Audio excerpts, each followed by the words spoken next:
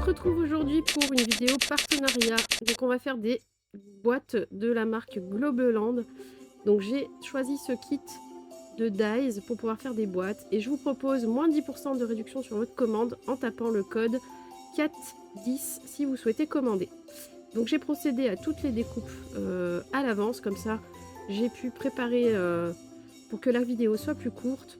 Donc on a les gabarits de boîte, on a les gabarits de petits nœuds et on n'aura plus qu'à plier, coller. J'ai choisi de faire une boîte pleine et une boîte avec une fenêtre, donc je vais avoir besoin d'acétate. Et une fois que j'ai tout préparé, découpé, on passe au montage. C'est parti. Donc on commence par le pliage. Il y a déjà des plis qui sont ancrés sur le papier avec le dies.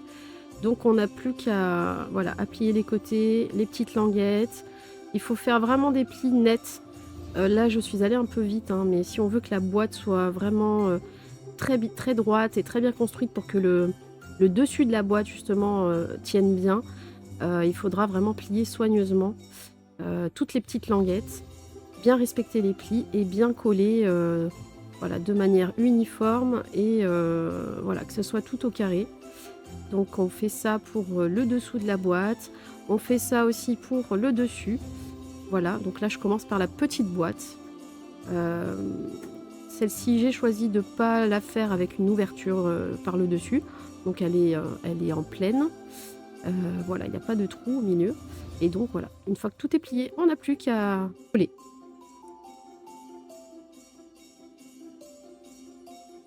Pour la grande boîte, donc pour le dessus, je vais coller tout de suite l'acétate. Donc ça, je vais pas le coller avec de la colle. J'ai peur que ça déborde un peu et que ça vienne tacher mon acétate. C'est dur à faire partir après, donc je préfère prendre du double face plutôt fort. Donc souvent le rouge comme ça, il est très fort. Donc on peut venir avec du double face très fin, faire tous les contours, parce qu'en fait j'ai pas grand chose en marge entre la partie qui doit coller et le rebord que je vais plier ensuite pour former la boîte. Donc j'ai pris le double face le plus fin que j'avais et ça passe nickel. Je crois que c'est du 3 mm de large, quelque chose comme ça.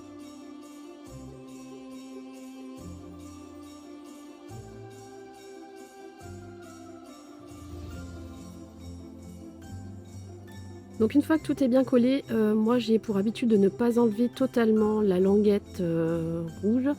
Je l'enlève à peu près de moitié, je plie et je la laisse comme ça pour que je puisse aller ajuster avant de coller complètement le contour d'un seul coup. Ça me permet de redécoller et d'ajuster au mieux. Et vous voyez, ensuite on n'a plus qu'à tirer les languettes et tout reste en place. Donc petite astuce, moi c'est ce que j'utilise tout le temps.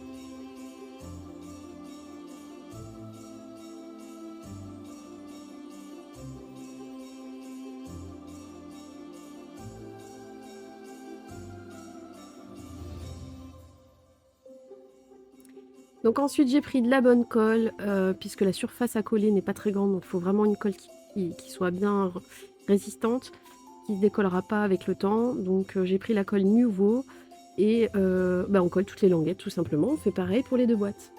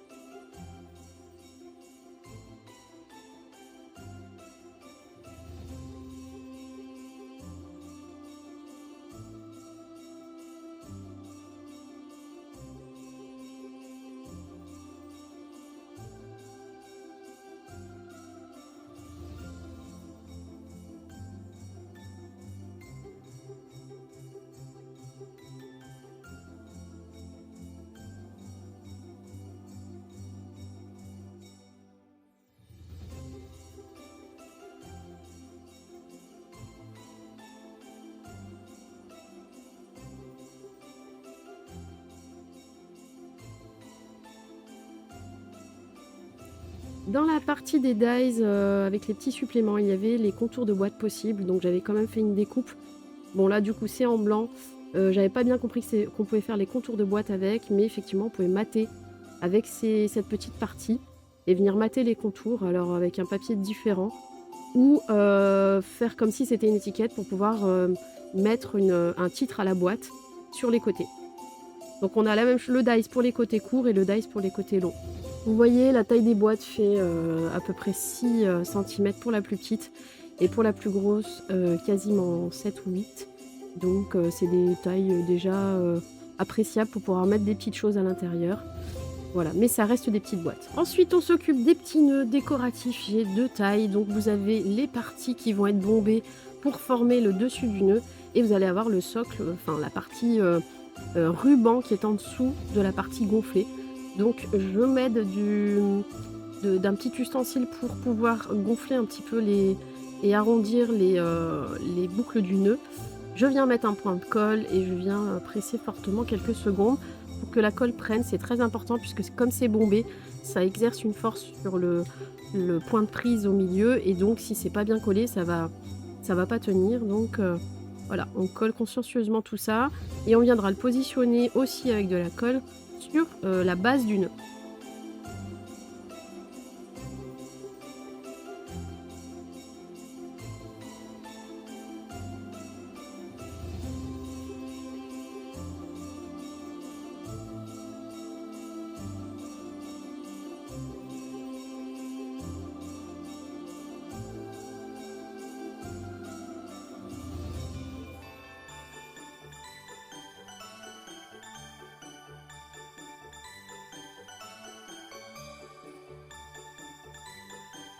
Et voilà, donc ça prend bien et ensuite on va venir mettre un petit comme un ruban tout autour pour le tenir.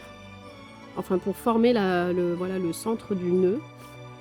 C'est une finition, on peut ne pas la mettre, on peut mettre un strass à la place ou autre chose, mais voilà, moi j'ai pas de strass à portée de main, donc je vais pouvoir mettre la petite bandelette que l'on met traditionnellement au milieu des nœuds. Ensuite, vous voyez sur les petites boîtes, je l'ai positionné juste avant, voilà, ça vient décorer la boîte. Alors sur le devant, le dessus, le côté, en diagonale, au milieu, enfin vous faites comme vous voulez, c'est vous qui voyez.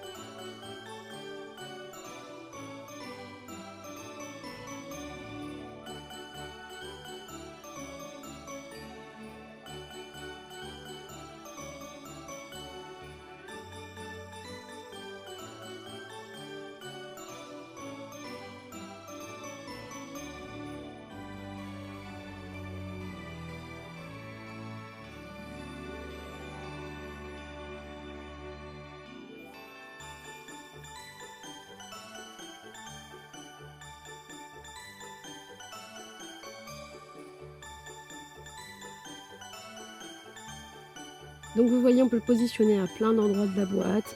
On peut aussi faire sans, hein, on est bien d'accord. Mais moi, je vais choisir de le mettre en diagonale sur un des angles.